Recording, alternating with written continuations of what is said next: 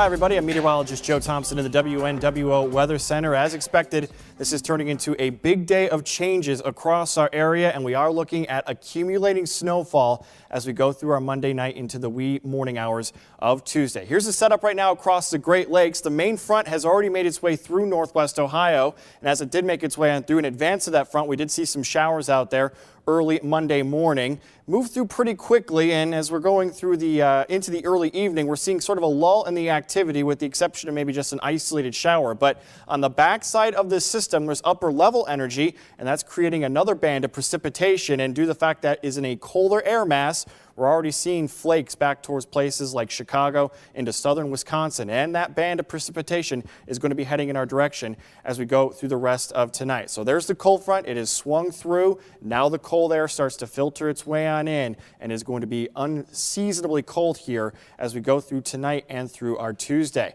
Let's take a look at how temperatures progressed during the day Monday. Temperatures were still around 70 degrees as we went through Monday morning. But after that front swung through, we did start to cool off pretty quickly down into the low 50s by 4 p.m. Monday.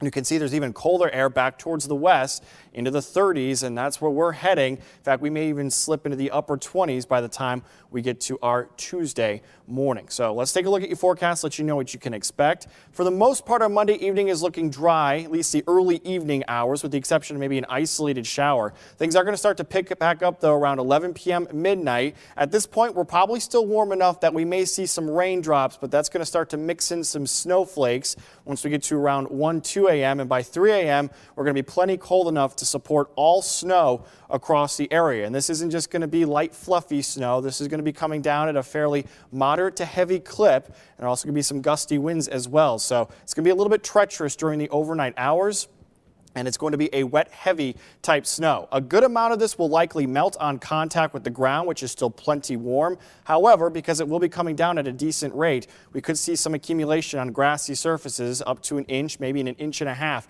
in some spots by the time we get to the morning rush on Tuesday morning. Still some snow lingering for the morning rush. We'll be on the back edge of this system, especially for our eastern counties along and east of I-75. Still could be seeing some snow around sunrise Tuesday. That snow continues to wind on down as we go into Tuesday afternoon. Maybe a brief snow shower lingering during the day, but there won't be any additional accumulation at this point. However, it is going to be very cold for our Tuesday and windy as well. So wind chill will be a factor for your Tuesday afternoon. The winds will calm down Tuesday evening. We could be seeing possible record lows or near record lows by Wednesday morning, but we are drying out as we head towards the middle of the upcoming week. So things will gradually get better once we get towards Wednesday and Thursday. So we start off as a rain-snow mix tonight, changing to all snow after midnight.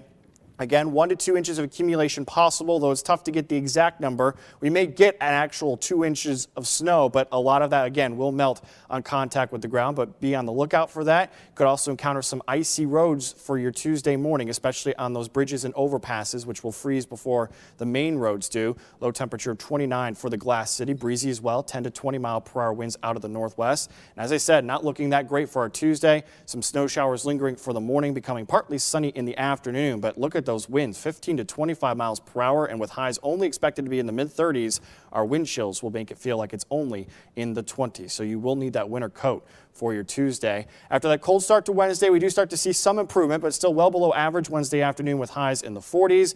Back to average, though, by the time we reach Thursday. Highs in the low 60s. In fact, Thursday may be the nicest day of this week. For Friday, looking mostly cloudy, and then Friday night, there will be the possibility of some scattered showers and some thunderstorms as another disturbance passes. We do cool off a little bit for our Saturday back into the 50s. At this point, Easter Sunday, the bulk of the day is looking dry. We should be okay for any of those morning services on sunrise Sunday.